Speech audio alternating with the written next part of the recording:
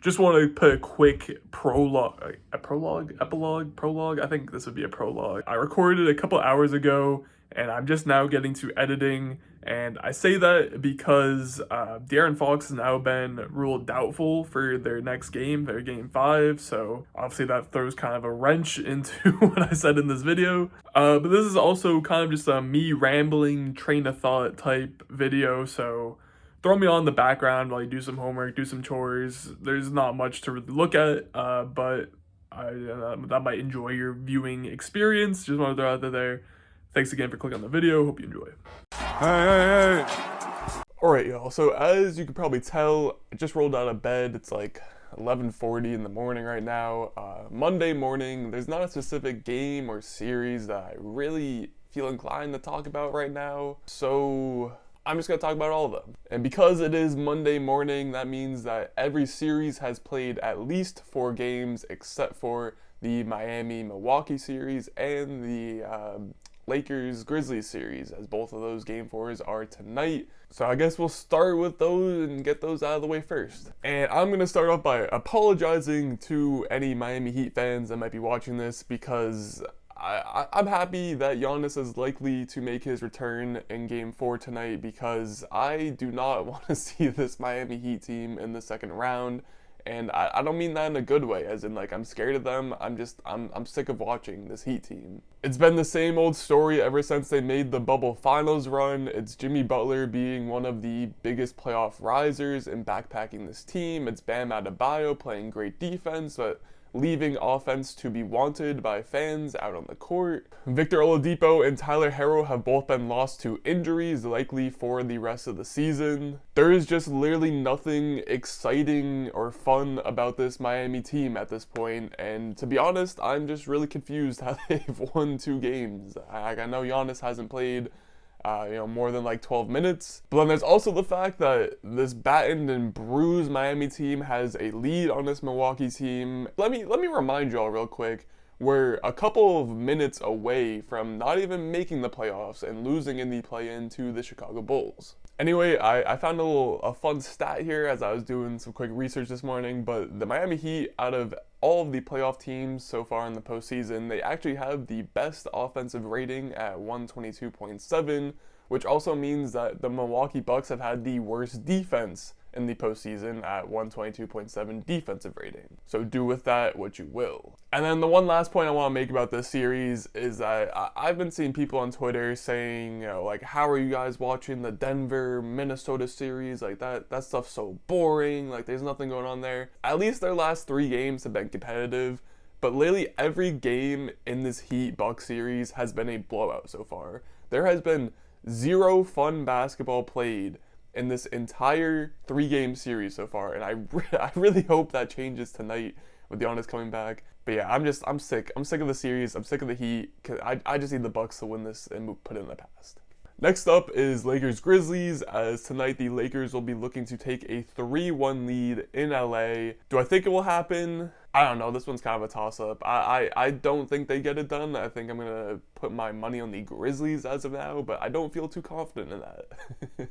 I'll be honest, I haven't watched this series as much as a lot of the other series, and I don't want to say I'm surprised by the results so far. Lakers have been one of the better teams in the second half of the season. Grizzlies lost Steven Adams and Brandon Clark, which are 2 bigger losses that I think people realized heading into the postseason. Obviously, Ja's dealing with the hand injury, but in Game 3, that did not seem to affect him at all, as he was really the only Grizzlies player that wanted to do anything positive in the 4th quarter. Then there was the whole Dylan Brooks debacle, which my 2 cents on the situation is that he should not have been ejected in Game 3. Obviously, Harden set the precedent in his Game 3 or 4, whatever it was. But if the NBA is at a point where we're ejecting people for accidental nut taps, then that is just a really dangerous thing for the rest of the playoffs to now have a precedent for. But getting back to the actual basketball, again, LeBron James hasn't even had to go like Super Saiyan mode yet in this series. Austin Reeves is stepping up. Anthony Davis is playing great so far.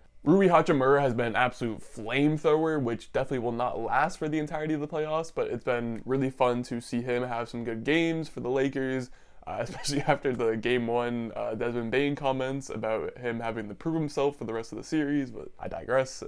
And on the Grizzlies side of things, real quick, just it's always impressive to see just how deep this team is and how their next guy up mentality is insane. As I mean, they've had guys like Xavier Tillman, Santi Aldama, John Contrar's getting some run in there, and I don't know where they keep on finding these guys, but they step onto an NBA court in the playoffs and they just blend right in with the rest of the team, and it really frustrates me as someone who is not a fan of the Memphis Grizzlies. But overall, if the Grizzlies win this game 4 tonight, the series could definitely get interesting, as they'll have home court advantage for the best of 3, 5, 6, 7 games. But if the Lakers win tonight, then this series is probably wraps sooner rather than later.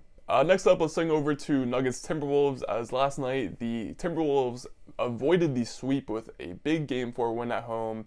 Anthony Edwards continues to be one of the most electric players in the postseason, and I already talked about a lot of this stuff in my recent video where I highlighted the Jamal Murray-Anthony Edwards Game 2 duel, but just to reiterate some of the stuff, this Timberwolves team is not good. They have so much potential, and it's just always so frustrating to see how they find new ways to collapse every single game. Rudy Gobert is a roller coaster of emotions and basketball play, while I'm officially on board with the Karl-Anthony Towns has got a GOAT, island side of the discussion, whatever you want to call it. He's a great shooter, great spot up, great catch and shoot guy. When he attacks the rim, he's solid at it, but I've just seen too many cat post-ups against Aaron Gordon that have gone nowhere and resulted in just a terrible possession. And I've also seen too many times where Cat just makes stupid passes or just makes stupid non-passes and decides to hold on to the ball and chuck up a shot, and it is just so frustrating to watch as someone who wants to see Anthony Edwards succeed, that there's someone like Karl-Anthony Towns who is so good at not helping Anthony Edwards succeed. As for the Nuggets side of things, I mean, I feel like this is pretty much what we expected of them. I'm not at all shocked that they didn't get the sweep off. I do think they're probably going to win this series in 5 when they go back home to Denver, a little gentleman sweep action. But I also don't think it's a surprise that they currently have the second best net rating amongst playoff teams, with first place being the 76ers, who played no offense to the Nets, a non-playoff team. So take that into consideration, and there's a good chance that the Nuggets would be the highest net rating team. And just for reference, third place after the Sixers and Nuggets is the Suns, who the Nuggets have a 4-point net rating advantage on, just to, again, describe the gap, which is also weird because a lot of these Timberwolves Nuggets games, at least recently, have actually been pretty close, and you've seen the Nuggets have to take some hits, and Timberwolves even won last night. But yeah, I really don't have any notes on the Nuggets yet. I'm waiting to see them against a real competitor. They'll probably get the Suns next round, which will be a really, really awesome second round series, and I can't wait for it. Let's hit the Cavs and Knicks next. Yeah, I like that one. Now, I am someone that was on Team Cleveland heading into the postseason, but I actually went back and watched the first 3 games of the season, matchups between the Cavs and the Knicks, and I was surprised at how easily I was swayed to the New York side of things. Now, my prediction before the series started was still Knicks in 7, but am I shocked that they are up 3-1 and looking like they are potentially going to take this in either 5 or a much easier than it looks 6-game series? No, not really.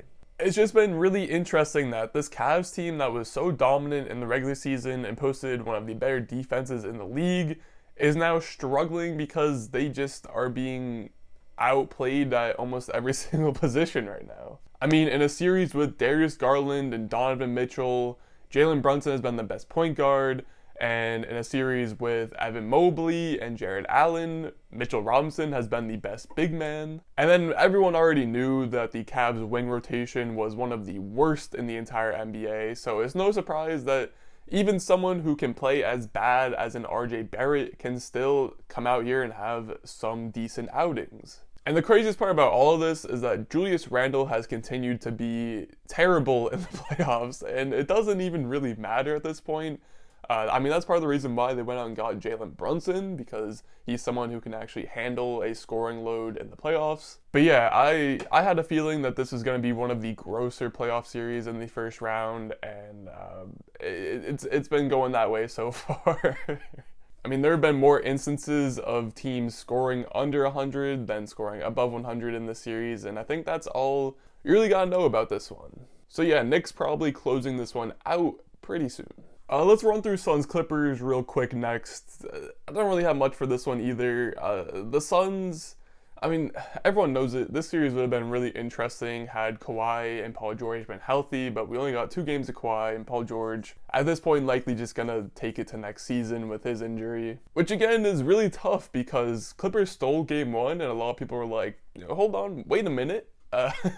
And I actually did. I was one of the few people I felt like that actually believed in the Clippers to make this a good series. But again, obviously, at this point, when Russell Westbrook is your best player and the guy putting up the best stats, your team is just not likely to win games in the playoffs. No offense to Russ. I'm happy for him that he's putting up these numbers, but again, it goes back to that old Russ, whatever you want to call it, that if he is the best player on your team in the playoffs, you are probably not making it very far. As for the Suns, I already mentioned that their round 2 matchup with the Nuggets is probably going to be an all-time series, but I think a very underrated storyline that people are not talking about nearly enough is that Devin Booker has, at least in my opinion, been pretty easily the best player in the playoffs so far. He's putting up 35 points, 4 rebounds, 5.5 assists, and over 4 stocks per game with almost 3 steals and over a block per game, and leading the playoffs in points per game also. But he is really breaking out as a two-way superstar so far in these first 4 games. He's scoring the ball as well as he has ever done it. He's also making great passes and having some great playmaking moments in this series as well as just playing awesome, stellar defense night in and night out. There's a reason why people hold someone like Jason Tatum so highly, and that's because of the fact that he can go and get you 30 relatively easily, but then he can also disrupt multiple plays on... But he can also disrupt multiple plays on the defensive side of the ball, and that's something that we just haven't seen Devin Booker be able to do. But if he's able to raise his level of performance on the defense side of the ball like this, then yeah, he definitely deserves to be in that top tier conversation, at least on the same level or near someone like a Jason Tatum. But yeah, overall, I mean, this series should be done in 5 with the games going back to Phoenix, and I think that one's tomorrow, so we'll probably see that second round matchup hopefully soon. Now, I guess I'll get Sixers Nets out of the way. It has some significance because it was the only sweep of the first round. I saw something on Twitter that this is the second year in a row that the Nets were the only team to be swept in the first round of the playoffs, which, it's not nearly as bad as last year's sweep because, let's just be realistic, the Nets did not really belong in these playoffs. But it was a great learning experience for Mikal Bridges and Cam Johnson to get some playoff run as, the top dogs on the team. Jock Vaughn kept games competitive, which is a good sign for him. And one final note for the Nets, but can we get the ball out of Spencer Dinwiddie's hands in clutch time? Because I mean, he would have the ball and I'd look away from my TV because I just knew that shit wasn't going in. And he just, just swing it to Mikal or swing it to Cam Johnson, someone who can actually get a bucket. My God. As for the Sixers side of things, Joel Embiid had that knee injury, which Doc Rivers said didn't look good, but it looks like he's probably going to be back at least for game 2 at the earliest of the second round. And that could definitely have huge ramifications for the rest of the playoffs with, the MVP of the league potentially, being hurt, playing hurt. But at the same time, this is nothing new for the Sixers and Joel Embiid. Next up, let's hit Celtics Hawks real quick. Let me just preface this. I'm a Celtics fan, so I do have a little bit of bias towards them. I don't know. I'm just really confused why people thought this series was going to be close. Hawks won game 3. It was 2-1. They had a chance to tie it, and it was a pretty competitive game 4. But at the same time, the Celtics, in my opinion, looked like the best team in the league for a majority of the regular season.